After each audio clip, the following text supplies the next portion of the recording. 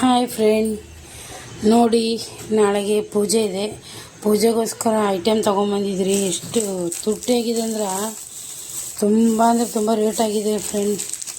ಬರೀ ಇದು ಉಡಿಯೋಕ್ಕೆ ಸಾಮಾನು ದೇವರಿಗೆ, ಇದಕ್ಕೆ 500 ರೂಪಾಯಿ ಹೋಯಿತು ಬರೀ ಉಡಿಯೋಕ್ಕೆ ಸಾಮಾನಿಗೆ.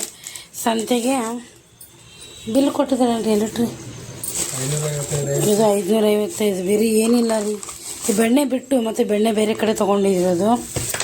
ಇಷ್ಟೇ ನೋಡಿ, ಎಣ್ಣೆ, ಮೈದಾ, ಇದೊಂದು 6 ಪೀಸ್ ತೊಗೊಂಡಿದ್ದೀನಿ. ಇಲ್ಲಿದೆ ನೋಡಿ ಬಿಲ್, ಇದರಲ್ಲೇ ಇದೆ. ಏನು ರೇಟ್ ಆಗಿದೆ ರೀ ಬೆಂಗಳೂರಲ್ಲಿ. ದುಡಿಯೋದು, ತಿನ್ನೋದು, ಉಣ್ಣೋದು ಇಷ್ಟೇ ಆಗಿದೆ ಜೀವನ. ಇದರಲ್ಲೇ ಎಲ್ಲನೂ ನೋಡ್ಕೋಬೇಕಲ್ರಿ. ಇಷ್ಟೇ ಸಾಮಾನಿಗೆ ನೋಡಿರಿ. ನಮ್ಮಮ್ಮ ಅಂದರೆ ಎಷ್ಟು ಐಟಮ್ ತೊಗೊಂಬಂದಿರ್ಬೇಕು ನೋಡಿ. ಇದೊಂದು 555. ಆಮೇಲೆ ಇದರಲ್ಲಿ ತರಕಾರಿ ಇದೆ. ಎಷ್ಟು ತುಟ್ಟಿಯಾಗಿದೆ ಹಬ್ಬ ರೇಟು ಫ್ರೆಂಡ್. ನಾಳೆಗೆ ಶುಕ್ರವಾರ ಇದೆ ಅಲ್ರಿ, ನಾನೊಂದು ಪೂಜೆ ಹಿಡ್ದಿದ್ನಲ್ಲ, ಅದು ಪೂಜೆ ಎಲ್ಲ ಕಂಪ್ಲೀಟ್ ಆಯಿತು. ನಾಳೆಗೆ ಉಡಿ ತುಂಬಬೇಕು ಅಂದ್ಕೊಂಡಿದ್ದೀನಿ.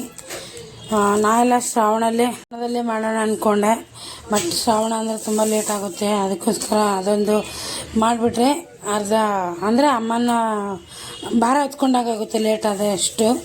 ಅದಕ್ಕೆ ಪೂಜೆ ಮುಗಿತಲ್ರಿ, ಅದಕ್ಕೆ ಉಡಿ ಎಲ್ಲ ತುಂಬಿದ್ರೆ ಆಯ್ತು ಅಂತ ಎಲ್ಲ ತೊಗೊಂಬಂದಿದ್ದೆ ನೋಡಿರಿ. ಕಾಯಿ, ಬಾಳೆಹಣ್ಣು, ಹೂವು ಎಲ್ಲ ತೊಗೊಂಬಂದಿದ್ದೀನಿ. ಬಾಳೆಹಣ್ಣು ಇದರಲ್ಲಿದೆ, ಸಪ್ರೇಟ್ ತೊಗೊಂಬಂದಿದ್ದೀರಿ. ಇದರಲ್ಲಿದೆ ನೋಡಿ ಬಾಳೆಹಣ್ಣು.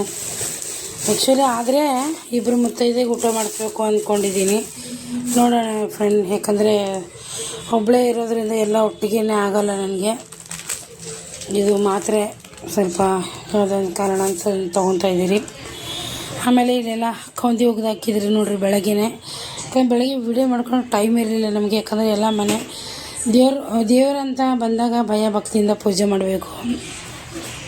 ಬಂದು ಬೇಗ ಅಡುಗೆ ಮಾಡಿಕೊಂಡು ಮನೆಯನ್ನು ಕ್ಲೀನ್ ಮಾಡ್ಕೋಬೇಕು ನೋಡಿರಿ. ಯಾಕಂದರೆ ಬೆಳಗ್ಗೆ ಬೇಗನೆ ಮಾಡಬೇಕು ಅಂದ್ಕೊಂಡಿದ್ದೀನಿ. ಯಜಮಾನ್ರು ಸ್ವಲ್ಪ ದೂರ ಹೋಗ್ತಾರಂತೆ ಊರಿಗೆ, ಅಂದರೆ ಬೇರೆ ಊರಿಗೆ ಕೆಲ್ಸಕ್ಕೆ ಹೋಗ್ತಾ ಇದ್ದಾರೆ. ಅದಕ್ಕೋಸ್ಕರ ಬೆಳಗ್ಗೆನೇ ಅಡುಗೆ ಮಾಡೋಣ ಅಂದ್ಕೊಂಡಿದ್ದೀನಿ. ಏನಾಗುತ್ತೋ ಗೊತ್ತಿಲ್ಲ. ಎಲ್ಲನೂ ಅಮ್ಮ ಒಳ್ಳೆಯದೇ ಮಾಡಿದ್ದಾಳೆ. ಆಮೇಲೆ ಇನ್ನೊಂದು ಏನಂದರೆ ಖುಷಿ ವಿಚಾರ ಅಂದರೆ ಏನು ಮಾಡಿದ್ರು ಪರವಾಗಿಲ್ಲ, ಭಗವಂತ ಒಬ್ಬನ ಕೈ ಹಿಡಿದ್ರೆ ಇಡೀ ಪ್ರಪಂಚವನ್ನೇ ಗೆದ್ದಂಗೆ ಆಗುತ್ತೆ.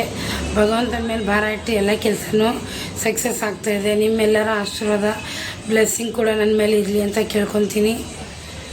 ಎಲ್ಲ ಒಳ್ಳೆಯದಾಗಿದೆ ನೋಡಿರಿ.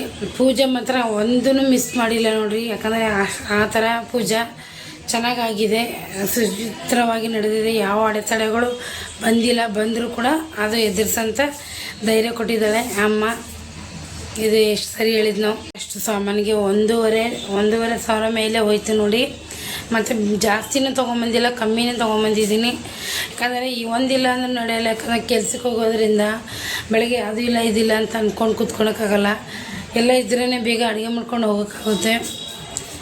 ಇದರಲ್ಲೇ ನಾವು ದುಡ್ಡು ಉಳಿಸ್ಕೊಂಡು ಇದರಲ್ಲೇ ನಮ್ಮ ಜೀವನ ಸಾಗಿಸ್ಕೊಂಡು ಹೋಗ್ತೀವಿ. ಕೆಲವೊಬ್ರು ಅಂತಾರೆ ದೊಡ್ಡೂರಲ್ಲಿ ಇರ್ತಾರೆ, ಇವರೇನಪ್ಪ ದುಡ್ಡು ಇರುತ್ತೆ ಅಂತ ಅನ್ಕೋತಾರೆ. ಅದು ನಮ್ಮ ಕಷ್ಟ ನಮಗೆ ಗೊತ್ತಿರುತ್ತೆ. ದೊಡ್ಡೂರಲ್ಲಿ ಇರೋರಿಗೆ ಆಲ್ಮೋಸ್ಟ್ ಎಲ್ರಿಗೂ ಗೊತ್ತಿರುತ್ತೆ ನೋಡಿರಿ. ಅಲೆ ಹಬ್ಬ ಇದೆ. ನಮಗೆ ಮಾಲ್ದಿ ತಂದು ಕೊಟ್ಟಿದ್ದಾರೆ ನೋಡಿರಿ. ಎಲ್ಲಾದರೂ ಅವ್ರ ಆಶೀರ್ವಾದದಿಂದ, ಎಲ್ಲೇ ಇದ್ರೂ ಆಶೀರ್ವಾದ ಇದೆ. ದೇವರ ಆಶೀರ್ವಾದ ಸದಾ ಇರುತ್ತೆ. ಇದೊಂದೇ ಖುಷಿ ನನಗೆ. ಏನು ಬೇಜಾರು ಮಾಡ್ಕೊಬೇಡ್ರಿ. ಇದು ಸೋಪ್ ಇದೆ, ಬಿದ್ದಿದೆ ಇಲ್ಲಿ. ಮಾಲ್ದಿ ಬಂದಿದೆ ನೋಡಿರಿ ಮನೆ ತನಕ ದೇವರ ಆಶೀರ್ವಾದದಿಂದ.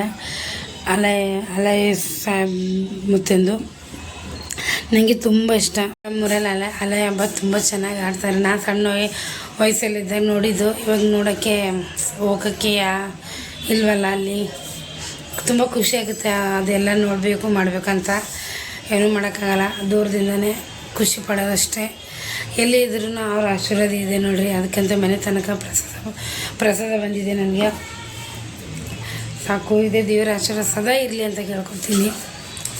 ಆಮೇಲೆ ಇನ್ನೊಂದು ಏನಂದರೆ ಏನೋ ಹೇಳ್ಬೇಕಂತೀನಿ ಮರ್ತೋಗ್ತಾಯಿದ್ದೀನಿ ನೋಡಿ. ಮುಖ್ಯವಾದ ವಿಷಯ ಹೇಳ್ಬೇಕಂತಿದ್ದು ಮರ್ತೋಗ್ತಾಯಿದ್ದೀನಿ. ಅದು ಯಾವಾಗ ಹೇಳ್ತೀನೋ ಗೊತ್ತಿಲ್ಲ. ಇನ್ನೊಂದು ವಿಷಯ ನನಗೆ ಹೇಳ್ಬೇಕಂತ ಇವಾಗ ನೆನಪು ಬಂತು ನೋಡಿ. ನಮ್ಮ ಮನೆಯಲ್ಲಿ ಚಾಂದ್ ಕಂಡಿದ್ದಾನೆ, ಅಂದರೆ ದೀಪದಲ್ಲಿ ಚಾಂದ್ ಕಂಡಿದ್ದಾನೆ. ಅದನ್ನು ನಾನು ಕ್ಯಾಪ್ಚರ್ ಮಾಡಿದ್ದೀನಿ. ನಿಮಗೂ ಜೊತೆ ಶೇರ್ ಮಾಡೋಣ ಅಂದ್ಕೊಂಡಿದ್ದೀನಿ. ಗೊತ್ತಿಲ್ಲ, ನನಗೊಂಥರ ಖುಷಿ ಆಯಿತು ಚಾಂದ್ ಬಂದಿದೆ ಅಂತ. ಅದು ಹೌದೋ ಇಲ್ಲ ನೀವೇ ನೋಡಿ, ನಾ ಹಾಕ್ತೀನಿ. ನನಗೆ ತುಂಬ ಯಾವುದೋ ಆಶೀರ್ವಾದ ಕೊಡ್ತಾ ಇದ್ದಾನೆ, ಅದನ್ನು ನಾನು ತೊಗೊಳಕ್ಕೆ ನನ್ನ ಕೈಯಲ್ಲಿ ಶಕ್ತಿ ಆಗ್ತಾಯಿಲ್ಲ, ಏನೋ ಗೊತ್ತಿಲ್ಲ.